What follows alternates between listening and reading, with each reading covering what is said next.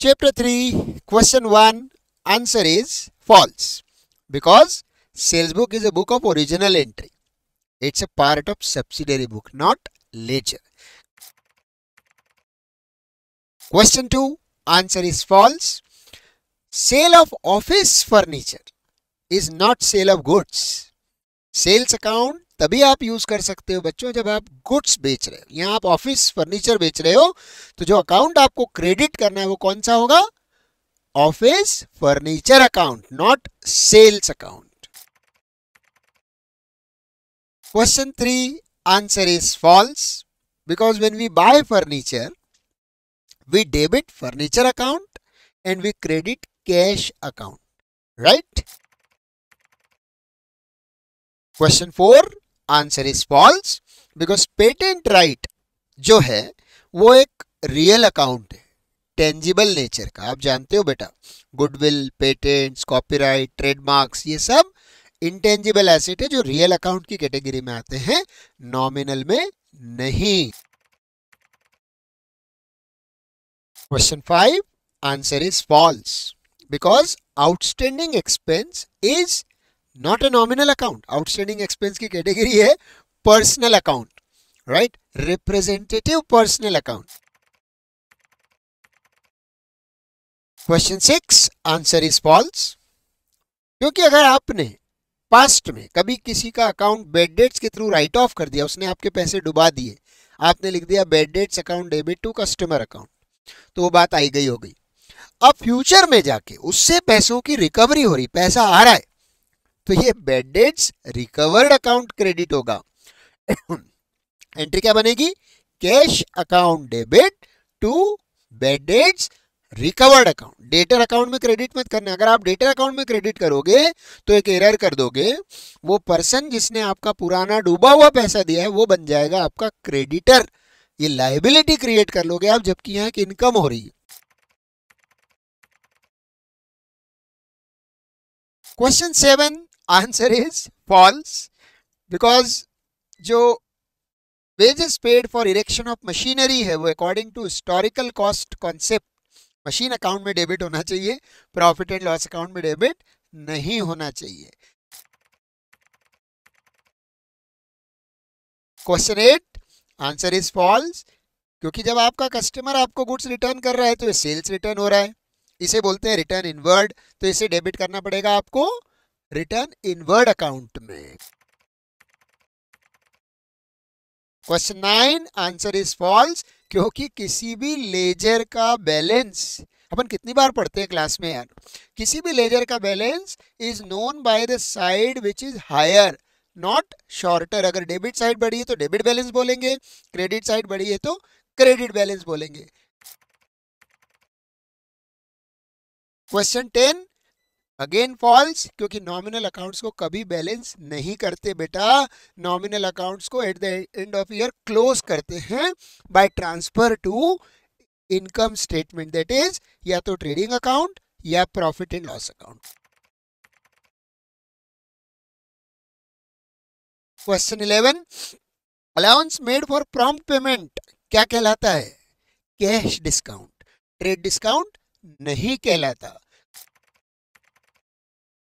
Question 12, bank account real account नहीं है, personal account है. कितना बेसिक क्वेश्चन है. बैंक अकाउंट, बैंक में मेरा पैसा जमा है तो बैंक मेरा डेटर है, अगर ओवरड्राफ्ट है तो बैंक मेरा क्रेडिटर है. तो डेटर क्रेडिटर की तरह बैंक का बिहेवियर होता है, बैंक पर्सनल अकाउंट होता है बेटा. क्वेश्चन 13, आंसर इज फॉल्स क्योंकि अगर प्रोप्राइटर पर्सनल यूज के लिए गुड्स लेकर जा रहा है तो एंट्री बनेगी drawings account debit to purchase account. So कहां क्रेडिट करोगे? परचेज में, सेल्स में नहीं, बेच नहीं रहे हो आप. क्वेश्चन 14, आंसर इज फॉल्स क्योंकि चाहे वो रेंट पेड हो या रेंट रिसीव्ड हो, दोनों के दोनों ही नॉमिनल अकाउंट है.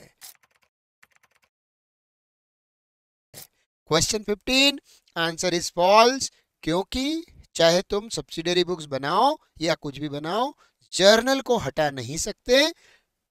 सब्सिडरी बुक के साथ जर्नल प्रॉपर बनता है.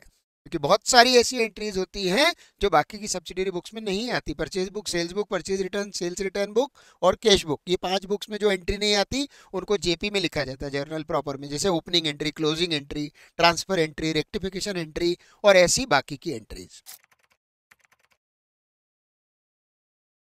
क्वेश्चन 16, आंसर इज फॉल्स क्योंकि इक्वेशन गलत है। इक्वेशन ऐसी होना चाहिए, fixed assets plus current assets plus fictitious assets, सारी एसेट्स आनी चाहिए एक तरफ, और इधर आएगा कैपिटल प्लस एक्सटर्नल लायबिलिटी, चाहे वो करंट हो नॉन करंट हो सब आएगा। क्रेडिटर भी एक लायबिलिटी है, तो अपने को सारी लायबिलिटीज राइट हैंड साइड पर लेना है। क्वेश्चन 17, आंसर इज फॉल्स क्योंकि reserve for discount on creditors का डेबिट बैलेंस होगा, ना कि credit balance. Question 18, answer is false. बार बार वही क्वेश्चन अलग अलग तरीके से आ रहे हैं। रियल अकाउंट और पर्सनल अकाउंट को बैलेंस किया जाता है बेटा, और नॉमिनल अकाउंट्स को क्लोज किया जाता है, तो स्टेटमेंट ध्यान से पढ़ो, फॉल्स है। क्वेश्चन 19, आंसर फॉल्स है क्योंकि फिर वही बात आई, हम नॉमिनल अकाउंट को क्लोज करते हैं और रियल और पर्सनल अकाउंट्स को बैलेंस करते हैं। क्वेश्चन 20, जब आप किसी सप्लायर को गुड्स रिटर्न कर रहे हो ना बेटा, तो ये रिटर्न आउटवर्ड है, तो ये एंट्री रिटर्न आउटवर्ड अकाउंट में क्रेडिट होगी, राइट। इनवर्ड अकाउंट तो कभी वैसे भी क्रेडिट नहीं होता। क्वेश्चन 21, प्रीपेड एक्सपेंस मेरे राजा पर्सनल अकाउंट है, रिप्रेजेंटेटिव पर्सनल अकाउंट, इसका मतलब इसका आंसर फॉल्स है। जब हम सेल्स प्रमोशन के लिए डिस्काउंट देते हैं तो वो ट्रेड डिस्काउंट कहलाता है, कैश डिस्काउंट नहीं कहलाता, false, right. Question 22, answer is false. Question 23, answer is false because जब आप किसी कस्टमर को ट्रेड डिस्काउंट दोगे ना, तो ट्रेड डिस्काउंट को तो रिकॉर्ड ही नहीं करते, क्या डेबिट और क्या क्रेडिट, रिकॉर्ड ही नहीं होता ट्रेड डिस्काउंट तो बुक में। क्वेश्चन 24, 600 रुपए के गुड्स फ्री सैंपलिंग में दिए, तो क्रेडिट कौन सा अकाउंट करोगे, परचेज अकाउंट, सेल्स अकाउंट नहीं क्रेडिट करेंगे, एंट्री बनेगी फ्री सैंपलिंग अकाउंट डेबिट या advertisement account debit to purchase account. Question number 25, answer is false. फिर से वही बात आ रही है, जब आपसे किसी से पुराना डूबा हुआ पैसा वसूल करते हैं आप, तो आप bad debts recovered account credit करते हैं, डेटर का या पर्सनल अकाउंट क्रेडिट नहीं करते। Question 26, answer is false because debit means increase in asset and decrease in liability, right? Opposite लिखा है यहाँ पर statement। Question 27, फिर से false क्योंकि credit means decrease in asset and increase in liability। Question 28, answer is false because journal is the book of original entry, not secondary entry। Question 29, answer is false because ledger is a book of secondary entry। पहले journal बनता है फिर ledger posting होती है। Question 30, LF जो है ledger folio journalising के time नहीं यूज करते, जब जर्नल से लेजर पोस्टिंग करते हैं तो जर्नल से लेजर के कौन से पेज पे आपने उसको भेजा वो लिखा जाता है।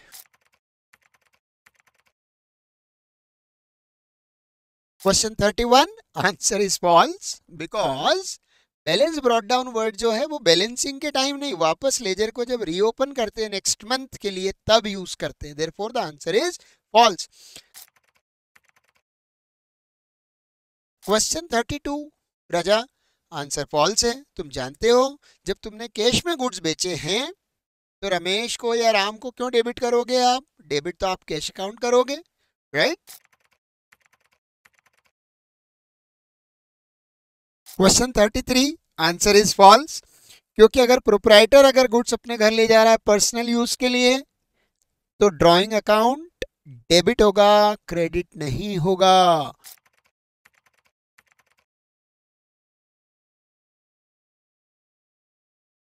क्वेश्चन 34 आंसर फॉल्स है। 1000 रुपए के गुड्स आपने राम को बेचे 1 अप्रैल को, तो राम आपका डेटर बन गया 1000 रुपए से।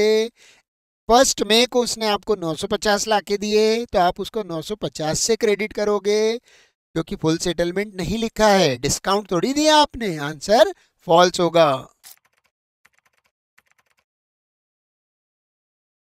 क्वेश्चन 35 आंसर इज फॉल्स, क्योंकि पुराना डूबा हुआ पैसा जब फिर से रिकवर होता है ना बेटा, कितनी बार अपना इसी चैप्टर में ये क्वेश्चन आया है, जब पुराना डूबा हुआ पैसा आपको वसूल हो रहा है तो वो बैड डेट्स रिकवर्ड अकाउंट में जाएगा, और जब उसने आपको 900 रुपये दिए तो आप 900 की एंट्री बनाओगे, चाहे आपको उससे 950 लेना थे, उसका अकाउंट तो आप क्लोज कर चुके हो, right.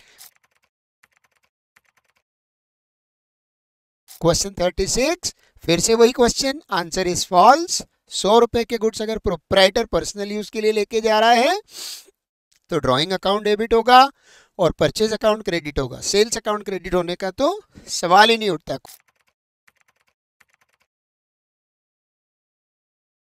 Question 37 answer false, because to balance brought down debit side पे लिखा जाएगा, क्रेडिट साइड पे नहीं लिखा जाता। डेबिट बैलेंस है तो डेबिट पे लिखेंगे टू बैलेंस ब्रॉट डाउन।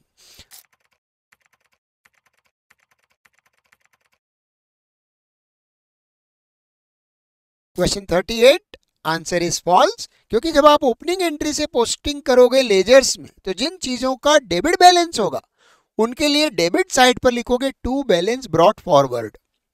नया साल है ना, शुरू कर रहे हो नया साल का अकाउंटिंग, और